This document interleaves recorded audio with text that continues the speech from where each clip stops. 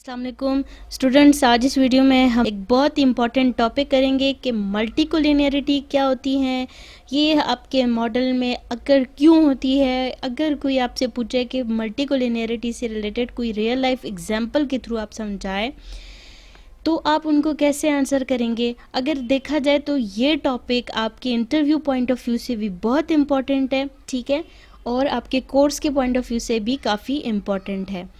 आपके interview point of view से अगर देखा जाए तो उस लिहाज से तो ये वीडियो काफ़ी नहीं होगी। इसके अलावा फिर हमें इसके डिटेक्शन में भी जाना पड़ेगा, हमें रेमेडीज़ में भी जाना पड़ेगा, हमें इसकी कंसिक्वेंसेस भी देखनी होंगी। तो उसके लिए वो तमाम जो जितने भी इससे रिलेटेड हमारे पास क्वेश्चंस बन सकते हैं उन तमाम को हम डिस्कस करेंगे, लेकिन वन बाय वन, ठीक है।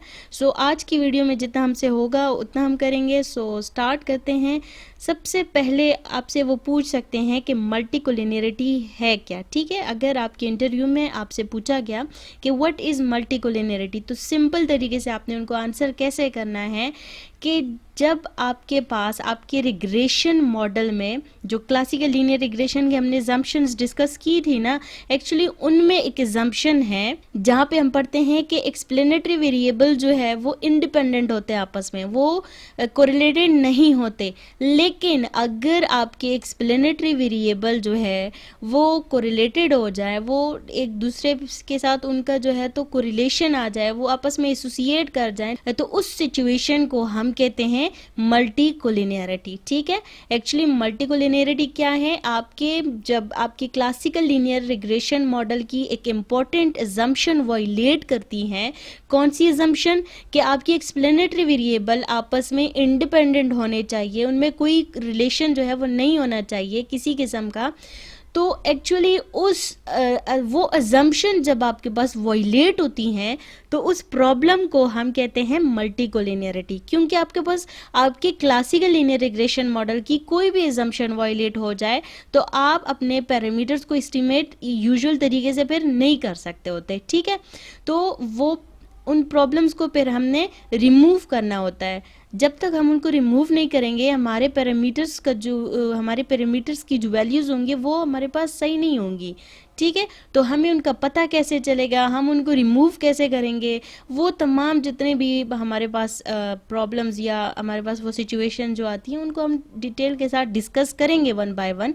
लेकिन आज की वीडियो में जस्ट हमने इस प्रॉब्लम को डिस्कस करना है कि ये आपके पास होता क्या है। अगर इसकी कोई रियल लाइफ एग्जाम्पल इंटरव्यू में आपसे कोई पूछे तो वो आपने कैसे देनी है, और ये प्रॉब्लम आपके मॉडल में अकर क्यों होती है, ठीक है। ये तो आपके पास डिफिनीशन हो गई। When explanatory variable are correlated to each other such phenomena is known as multicollinearity, ठीक है। सिंपल सा आपने ये आंसर करना है।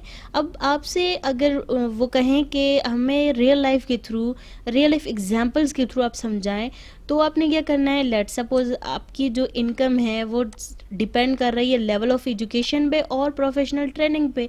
जाहिर सी बात है, आपका लेवल ऑफ एजुकेशन जितना हाई होगा, आपके प्रोफेशनल ट्रेनिंग जितनी हाई होगी, तो एक्चुअली आपका इनकम जो है वो भी हाई ही होगा, ठीक है। सो ये डिपेंड कर रहा है इन दो उस पे। इसके अलावा आपके पास और भी इसमें फैक्टर आ सकते हैं, लेकिन यहाँ पे हम जस्ट इनटू एक्सप्लेनेटरी वेरिएबल का जिक्र कर लेते हैं कि ये आपके पास दो एक्सप्लेनेटरी वेरिएबल, एक लेवल ऑफ एजुकेशन और एक प्रोफेशनल ट्रेनिंग है, ठीक है। तो आपकी इनकम डिपेंड कर रही इन दो वेरिएबल्स पे।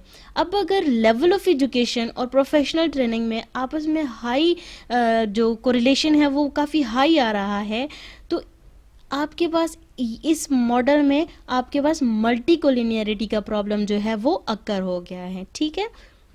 यानी ये आपस में कोरिलेट नहीं करने चाहिए। अगर हो गए कोरिलेट तो इट मीन्स दैट कि आपके मॉडल में मल्टीकोलिनियरिटी आ गई है।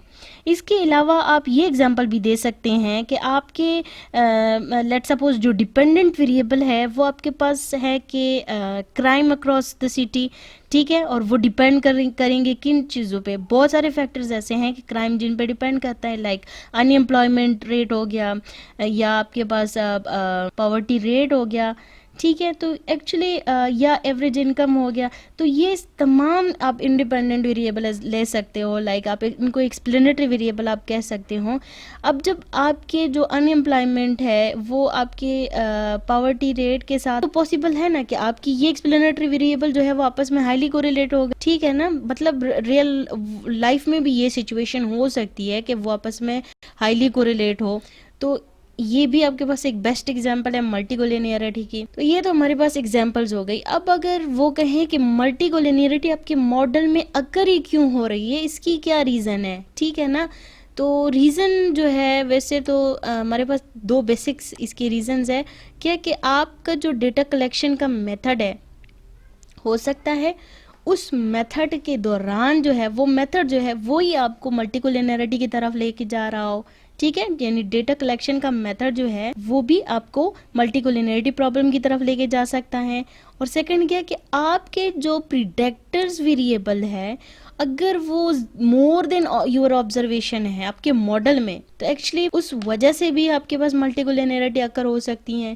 ٹھیک ہے نا، یعنی آپ کے آبزرویشن جو ہے وہ کم ہے لیکن آپ کے پریڈکٹر ویریبل زیادہ ہیں، تو ان کا اس سچویشن میں بھی ہمارے پاس جو پریڈکٹرز ویریبل ہوتے ہیں وہ کافی ہائیلی کوریلیٹ ہو. ٹھیک ہے، تو یہ بھی ایک سچویشن ہے، مطلب اس وجہ سے بھی کافی ہمارے پاس جو ہے ملٹی کولینیئرٹی اکر ہوتی ہیں. تو یہ تو اسٹوڈنٹس جسٹ ہمارے پاس ہم نے ملٹی کولینیئرٹی کو ڈیفائن کیا ہے کہ آپ ملٹی کولینیئرٹی ہوتی کیا ہیں، اس کی ایگزامپلس کیا ہیں، اور وہ آپ کے ماڈل میں اکر کیوں ہوتی ہے، اس کی ریزن کیا ہے.